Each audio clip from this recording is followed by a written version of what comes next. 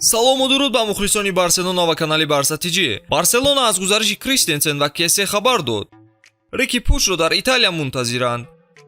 Вулверхэмптон барои иҷораи Тринкау 6 миллион евро пардохт мекунад. Ин ва дигар хабарҳои муҳими рӯзро имрӯз мо бароятон мегӯем. Аз шумо мисли ҳар вақта лайк ва дар канал обуна шудан ва аз мо бошад ҳар рӯз видеои нав баровардан. Акнун дар ягон ҷо бароҳат шинед, мо бошад шурӯъ мекунем.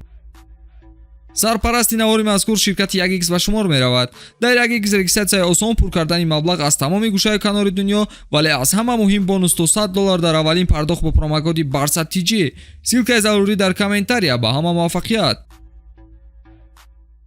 Бошгоҳи Барселона аз гузариши ҳимоятгар Андреас Кристенсен расман дар сомонааш хабар дод. Футболбози даниягӣ баъди ба охир расидани шартномааш бо тими Челси ба ҳайси агенти озод ба бошгоҳи каталонӣ гузариш кард. Барса бо ин футболбози ботаҷриба то соли 2026 қарордод баста, маоши футболбозро 6 миллион евро дар як сол муқаррар кардааст. ёдовар мешавем ки дигар дастаҳои аврупоӣ низ ба ин ҳимоятгар мароғ зоҳир карда буданд, вале худи Кристенсен Барселонаро интихоб кард. Бояд қайд кард ки Андреас соли 2012 ба Челси гузариш карда, соли 2014 дар ҳайати он дебют карда буд. Бо дастаи лондонӣ Кристенсен ҷоми Лигаи Қаҳрамонҳо, Лигаи Аврупо, Чемпионати ҷаҳон байни бошгоҳҳо, Суперҷоми Аврупо, ҷоми Англия ва ҷоми Лигаи Англияро ба даст оварда буд. Барса тасмим дорад ки рӯзи панҷшанбе футболбози мазкурро муаррифӣ намояд ва бо ӯ шартнома ба имзо расонад. Футболбози даниягӣ ба хубӣ метавонад хатти ҳимояи Барсаро мустаҳкам кунад. Агар ба иҷора рафтани Лангле рӯзҳои наздик расмӣ шавад, Кристенсен шояд дар мавқеи ӯ бозӣ кунад, вале ҳамааш аз дастуру супоришҳои хави ӯ вобастагӣ дорад.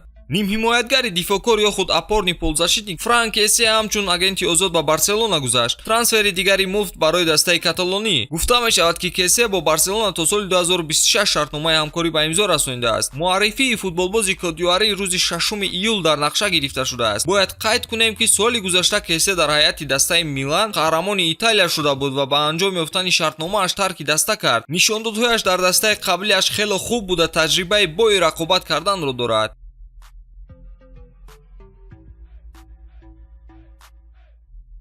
ояндаи Рики Пуч дар рӯзҳои наздик метавонад ҳаллу фасл шавад. гуфтушунидҳо байни нимҳимоятгари Барса ва дастаи Фиорентина фаъолтар шудаанд. вазъиятро шартномаи ӯ бо Барса каме душвор мекунад. он тобистони оянда ба анҷом мерасад. барои ҳамин Барса мехоҳад ӯро фурӯшад. дар сурати ба иҷора равон кардани бозингард ягон фоидае ба даста намеояд, чунки Рики соли оянда метавонад ҳамчун агенти озод тарки даста кунад. дастаи Фиорентина нақшаи рушди худро дорад ва бо дароз кардани шартнома бо тренери худ гувоҳ аз он медиҳад. соли гузашта даста бозии хубе нишон дода ба Лигаи Конференсия баромад. дар ҷоми Италия бошад то ба марҳилаи ниманиҳоӣ баромада буд. ин шансе хубе барои Рики мебошад то ҳунари худро нишон диҳад. Бенфика низ ба Пуч мароғ зоҳир кардааст, вале гузариш ба ин даста эҳтимоли камтар дорад.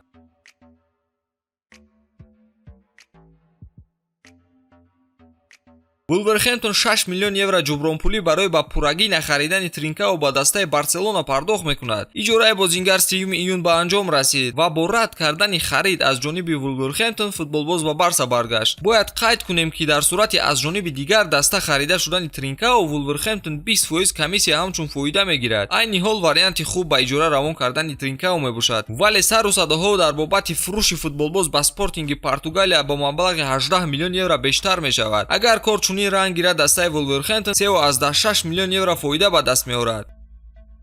ба ҳамин тамом, то видеоҳои навбатӣ тансиҳат бимонед. хайр.